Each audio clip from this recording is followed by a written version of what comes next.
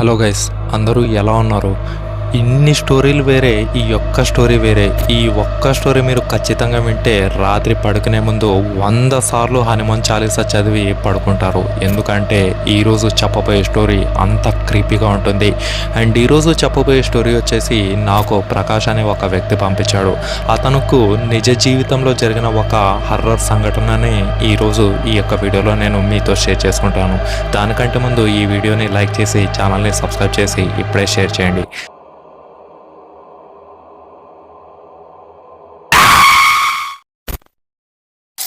అయితే ఈ యొక్క ప్రకాష్ అనే వ్యక్తి జాబ్ చేస్తూ ఉంటాడు.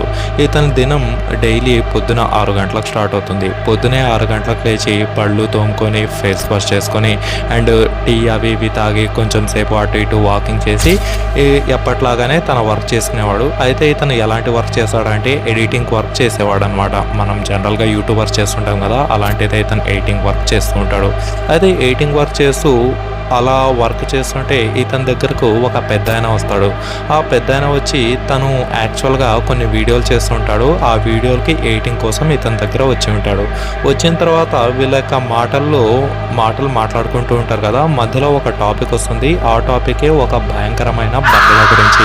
యాక్చువల్గా ఈ ప్రకాష్ వచ్చేసి కేరళ దగ్గర ఉన్న నడి ఒడ్డున ఎక్కడో వీళ్ళ ఇల్లు ఒక 20-30 కిలోమీటర్ దూరంలో ఉంటుంది.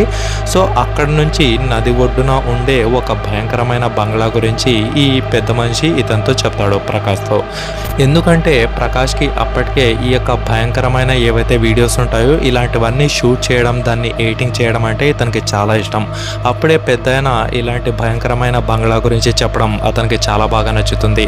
ఎలాగో పెద్దాయన చెప్పాడు కాబట్టి ఏదో ఒక కంటెంట్ దొరికింది అని అతను చాలా బాగా లోపల హ్యాపీగా ఫీల్ అయ్యి అండ్ నెక్స్ట్ డే రాత్రి అతను ఆ బంగ్లా దగ్గర వెళ్ళాలని ఫిక్స్ అవుతాడు. ఎందుకంటే అప్పటికే పెద్దాయన అక్కడ కొన్ని విచిత్రమైన శబ్దాలు వస్తాయని ప్రకాష్కి చెప్పింటాడు. ఆ మాట విని ఎలాగో అలా భూతాలు ప్రేతాలు ఏముండవు, అవన్నీ మన భయాలని అతను తెలుసుకొని లోపల మనసుతో మాట్లాడుకొని ఎలాగో అలా ఈ వీడియో షూట్ చేసి మనం యూట్యూబ్లో వదిలితే చాలా వ్యూస్ వస్తాయని ఇలా ఆశించి అతను నెక్స్ట్ డే రాత్రి అక్కడికైతే వెళ్తాడు. అయితే నెక్స్ట్ డే రాత్రి ముందుగా 6 గంటలకు వెళ్తాడు. 6 గంటలకు వెళ్తే ఎప్పట్లాగానే ఈ యొక్క పొద్దు పొడుస్తున్న సమయం అవుతుంది. అప్పుడు నార్మల్గా చంద్రుడు అయితే వస్తూ ఉంటాడు అండ్ రాత్రి మాత్రం ఇంకా ఎక్కువ అవుతూ ఉంటుంది.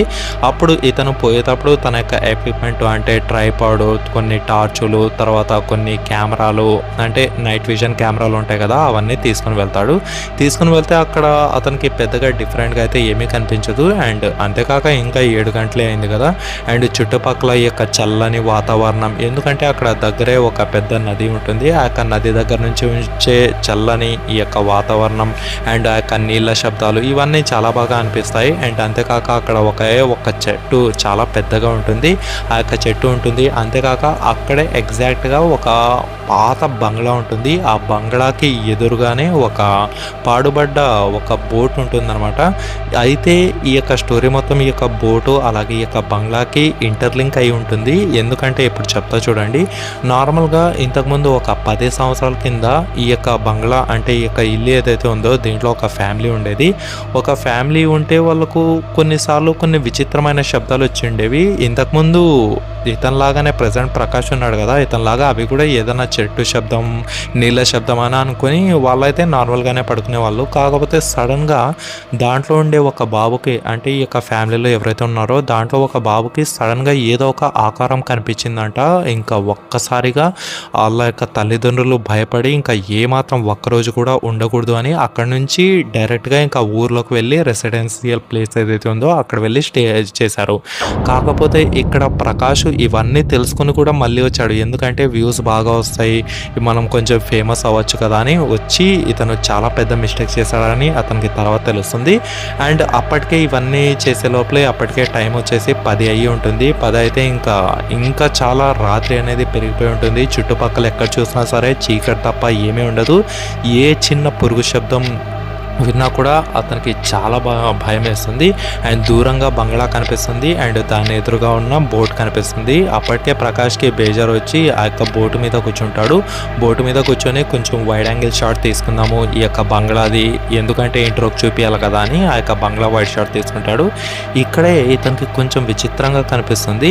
ఆ యొక్క ఇల్లు ఏదైతే ఉందో సెకండ్ ఫ్లోర్లో ఏదో కొంచెం వింతైన ఆకారం కనిపిస్తుంది. అది చూసే ఒక్కసారిగా ప్రకాష్కి ఇంకా చెమటలు పడతాయి. అసలు ఏం చేయాలో అతనికైతే దిక్కు తోచడం లేదు. సరే ఏమోటి అది వీడియో రికార్డ్ చేద్దాం, ఏదోటి ఇక్కడ దాకా వచ్చినాం కదా అని భయపడుతూనే ఆ వీడియో తీస్తాడు. కాకపోతే అన్ఫార్చునేట్లీ తన బ్యాటరీ ఏదైతే ఉందో 70% డౌన్ అయి ఉంటుంది. కేవలం 20-25% మాత్రమే మిగిలి ఉంటుంది.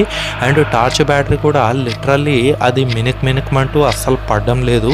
సో ఇతనికైతే ఒక్కసారిగా చెమట పట్టింది.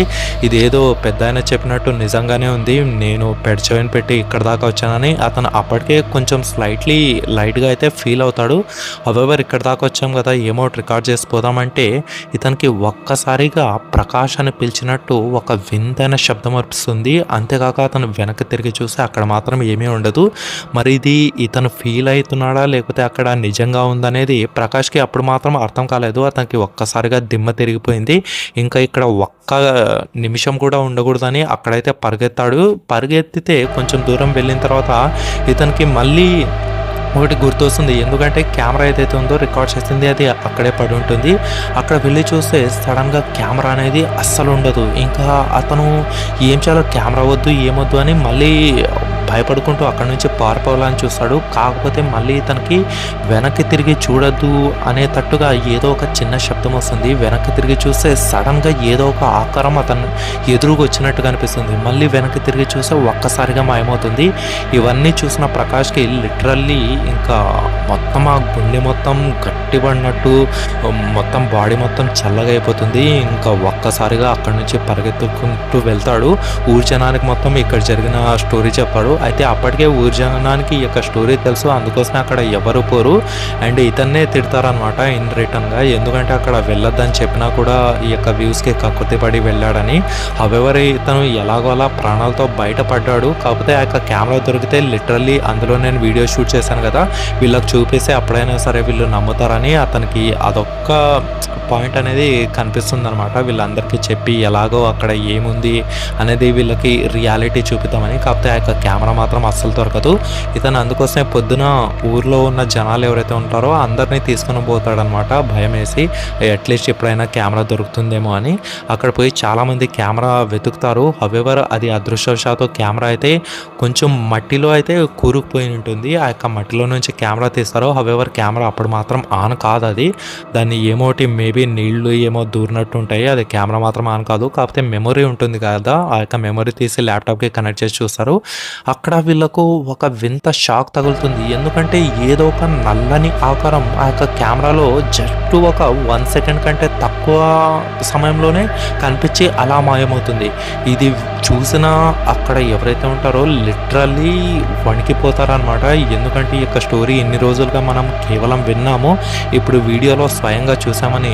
అప్పటి నుంచి ఆ బంగ్లా దగ్గరికి, ఆ పాత బోర్డు దగ్గరికి, ఆ నది దగ్గరికి ఎవ్వరు వెళ్ళరు. అండ్ ఇప్పటికైనా సరే ఎవరు వెళ్ళరు. సో ఇదనమాట ఈ యొక్క స్టోరీ. మీకు ఖచ్చితంగా నచ్చి ఉంటుందని అనుకుంటాను. నచ్చితే డెఫినెట్గా లైక్ చేయండి, ఛానల్ని సబ్స్క్రైబ్ చేయండి, అండ్ ఇలాంటి వీడియోస్ కోసం షేర్ చేస్తూ ఉండండి. అండ్ ఇంకొక అద్భుతమైన ఇంట్రెస్టింగ్ వీడియోతో నేను మీ ముందుకు కలుస్తాను. బాయ్.